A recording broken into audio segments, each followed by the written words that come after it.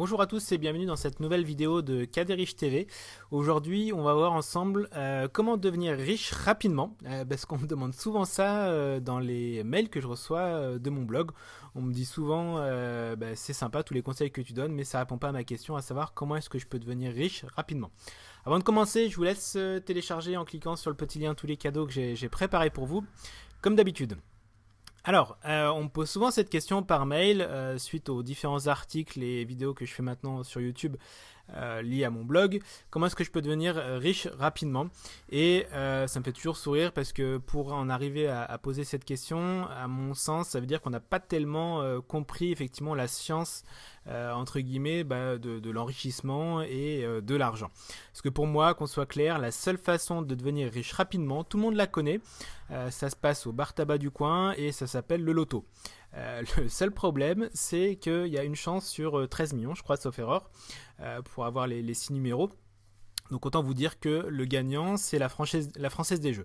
Alors évidemment, oui, il y en a qui gagnent de temps en temps, et il y en a qui trouvent les 6 numéros, mais comme il y a une chance sur 13 millions, à mon sens, évidemment, c'est vraiment pas une solution pour devenir riche.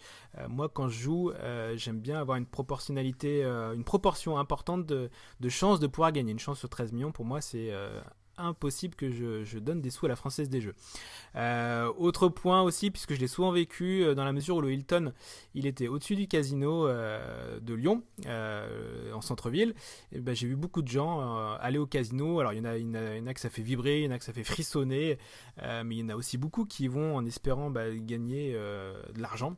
Et pour y avoir passé 4 ans au Hilton là-bas, je peux vous garantir que de la même manière, le seul gagnant, c'est le propriétaire du casino, c'est pas les joueurs. J'ai vu bon nombre de clients aisés qui venaient dans des belles voitures et qui venaient régulièrement, plusieurs fois par semaine au casino. Et au fil des mois, au fil des années, j'en ai vu certains qui descendaient en gamme de voitures et au bout d'un moment, ils venaient même carrément à pied parce que ils avaient dû tout vendre et ils laissaient tout au casino. J'ai vu même des retraités qui perdaient toute leur retraite. Enfin, c'était vraiment... Ça faisait mal au cœur de voir tous ces gens perdre leur argent. Donc évidemment, c'est pas un conseil que je donne, vraiment pas. Après, je voulais revenir sur un point important aussi pour moi, c'est l'aspect riche, parce que riche en soi, ça veut rien dire. Quelqu'un qui gagne 3000 euros, on peut estimer qu'il est riche par rapport à quelqu'un qui gagne 1000 euros, et il y a toujours plus riche que soi. Donc riche en soi, ça veut rien dire. Surtout que pour moi, la richesse, j'ai bien évolué à ce propos, elle est maintenant plus liée simplement à l'argent. Quand j'étais plus jeune, pour moi, être riche, c'était gagner peut-être 5 ou 10 000 euros. Je le liais à un niveau de revenu mensuel, et c'était une réflexion assez basique. Et je pense que beaucoup de monde a cette réflexion au départ si on ne réfléchit pas sur cette notion de richesse. Alors à propos de cette notion de richesse, ça me fait penser à une petite histoire que j'ai lue sauf erreur dans la semaine de 4 heures de Tim Ferriss, un bouquin que je vous recommande vraiment de lire. C'est un des bouquins qui m'a fait vraiment switcher sur mon mode de pensée que j'avais à l'époque. C'est l'histoire d'un Américain qui va rencontrer un pêcheur mexicain, un touriste américain classique avec des dollars plein les poches, qui voit un Mexicain qui a un petit bateau en bois et qui part tous les matins 2-3 heures pour pêcher du poisson et le revendre rapidement entre midi et 2 pour simplement nourrir sa famille et passer du temps, profiter de sa femme, de ses enfants, de boire des tequilas, jouer avec ses enfants, va vraiment profiter de la vie tranquillement. Et le touriste américain lui dit: écoute, tu devrais mettre un petit peu de sous de côté, comme ça tu pourras acheter un bateau plus grand. Et le Mexicain lui dit: pourquoi tu veux que je fasse ça? L'Américain lui dit: comme ça tu pourrais ramener plus de poissons et tu pourrais gagner plus d'argent.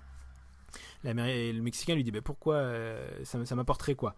Et l'Américain lui dit: de cette manière-là, tu pourrais racheter encore un plus grand bateau et du coup tu pourrais racheter plus de poissons et en pêcher plus de poissons et en vendre encore plus. Le Mexicain lui dit: mais ok, mais pourquoi? Parce que comme ça, du coup, en achetant un plus grand bateau, tu pourrais recruter des gens, tu pourrais faire tourner l'économie et du coup, tu pourrais pêcher encore beaucoup plus de poissons et puis au fur et à mesure, tu pourrais construire une flotte de bateaux et puis dans 5 ans, dans 10 ans, tu pourrais revendre ta compagnie quelques millions et tu serais tranquille. Et puis le Mexicain lui dit: ok, mais pourquoi, qu'est-ce que ça m'apporterait? Et l'Américain lui dit: comme ça tu pourrais être tranquille sur la plage, profiter de ta famille, etc.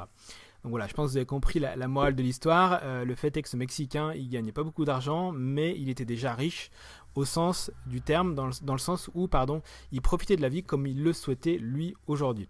Et c'est vraiment ça qui est important pour moi. Richesse ne veut pas dire argent.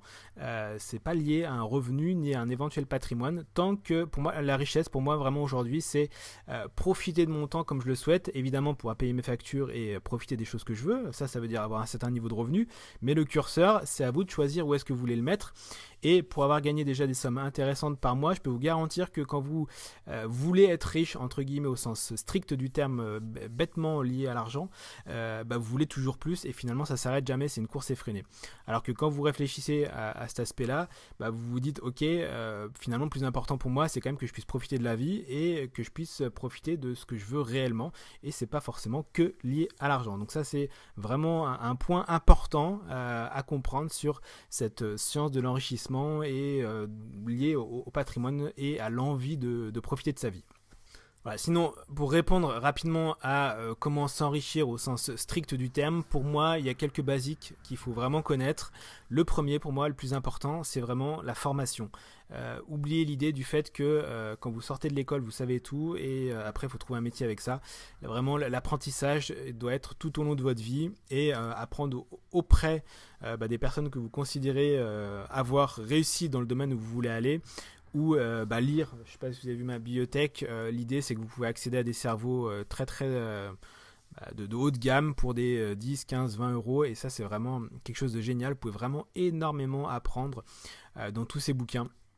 Moi personnellement j'ai commencé à lire à peu près vers mes 26 ans, donc j'ai commencé tard, mais je peux vous garantir quand vous mettez le doigt sur des lectures qui vous plaisent, donc aussi bien des biographies, du développement personnel, des histoires extraordinaires, vous ne pouvez plus vous arrêter et c'est vraiment génial. Donc trouvez ce qui vous plaît, lisez et vous allez voir que vous allez pouvoir apprendre et progresser très rapidement. Deuxième point important pour moi, évidemment, c'est lié à l'entrepreneuriat parce que pour moi c'est compliqué de pouvoir jouir de la vie tant au niveau de son temps de travail, son temps de loisir et de l'éventuel revenu généré si on est salarié. Donc un des leviers évidemment c'est d'être entrepreneur. Je connais pas énormément de salariés qui peuvent vraiment profiter comme ils veulent de leur vie avec des carrières comme on a pu connaître peut-être nos parents. Maintenant c'est un peu plus compliqué. Alors à moins de travailler dans une start-up et puis vraiment d'avoir des pourcentages d'une compagnie qui se revend quelques millions dans quelques années, là évidemment on peut être tranquille, mais l'aspect salarié, on est toujours lié à un patron, on est toujours lié à un modèle économique, c'est pas nous qui maîtrisons. Les revenus évidemment sont pas au niveau de ce qu'on pourrait espérer puisque la valeur est captée par la société et n'est pas reversée évidemment pour les salariés. Donc un des leviers plus importants à mon avis c'est l'aspect entrepreneurial. Et sur l'aspect état d'esprit entrepreneurial, apprenez à réfléchir sur le long terme, c'est-à-dire construire des choses qui peuvent fonctionner aujourd'hui, demain, dans 5, dans 10 ans. Réfléchissez pas seulement au court terme, c'est aussi un point important dans la manière de réfléchir à comment vous voulez activer, articuler vos business. Donc voilà, j'espère que cette vidéo vous a plu. Je vous laisse cliquer sur like si vous avez aimé cette vidéo, vous abonner à la chaîne et puis je vous dis à très bientôt pour une autre vidéo sur Kaderich TV.